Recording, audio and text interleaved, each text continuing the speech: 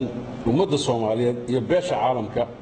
in xalay oo bisha June ahayd 2018 saqdi dhexe inay argagixisada caalamiga ah ee al-shabaab iyo maleeshiyaadka Hargeysa oo ay hogaaminayaan saraakiil ka tirsan maleeshiyaadka Hargeysa saraakiishaas oo uu ka mid yahay ninka lagu magacaabo sarkaalka lagu magacaabo Maxamed Cabdulaahi Battaar kana tirsan guutada sideedaad ee maamulka Hargeysa una dhashay beesha Isaaq habar jeclo isla markaana degan magaalada Ceergaabo xalay ay weerar ku soo qaadeen saldhigga Balle Khadar ee Puntland halkaasna ay kala kulmeen jab xoogan dhimasho badanna ay ka soo gaadhay waxaa soo gaaray ciidanka Puntland khasaare kooban si geesinimo leh sharaf leh ayayna isaga difaaceen isagana caabiyeen waxaan sidoo kale u xaqiijinaynaa ummadda Soomaaliyeed iyo beesha caalamka in maamulka Hargeysa iyo argagixisada caalamiga ay isku milmeen kana midaysan yihiin waxyeelaynta iyo deganaansho la'aanta ummadda Soomaaliyeed dhammaanteed marka laga reebo maamulka Hargeysa sidoo kale Puntland waxay u sheegaysaa ummadda Soomaaliyeed iyo dawladda federaalka Hargeysa in duulaankaas ay hogaaminayaan maamulka Hargeysa iyo al-shabaab looga dan leeyahay oo kaliya in looga jeediyo indhaha caalamka duulaanka xasuuqa iyo caburinta ay ku hayaan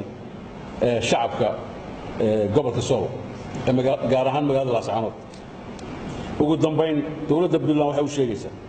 shacabka reer Puntland in dawladoodu ay ku filan tahay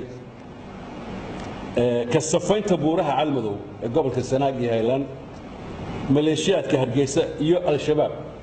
oo ka dhigtay dhufaysyada iyo xoreynta gobolka Sool waxaan halkan rabnaa inaan kaga jawaabno dhacdadii ka dhacday xalay buuraha Calmadow gobolka Sanaag dawladda Puntland waxay u sheegaysaa shacabka Puntland ummadda Soomaaliyeed iyo beesha caalamka in xalay oo bisha June ahayd 2018 saqdi dhexe inay argagixisada caalamiga ah ee al-shabaab iyo maleeshiyaadka Hargeysa oo ay hogaaminayaan saraakiil ka tirsan maleeshiyaadka Hargeysa saraakiishaas oo uu ka mid yahay ninka lagu magacaabo sarkaalka lagu magacaabo Maxamed Cabdulaahi Battaar waxaan sidoo kale u xaqiijinaynaa ummadda Soomaaliyeed iyo beesha caalamka in maamulka Hargeysa iyo argagixisada caalamiga ay isku milmeen kana midaysan yihiin waxyeelaynta iyo deganaansho la'aanta ummadda Soomaaliyeed dhammaanteed marka laga reebo maamulka Hargeysa sidoo kale Puntland waxay u sheegaysaa ummadda Soomaaliyeed iyo dawladda federaalka Hargeysa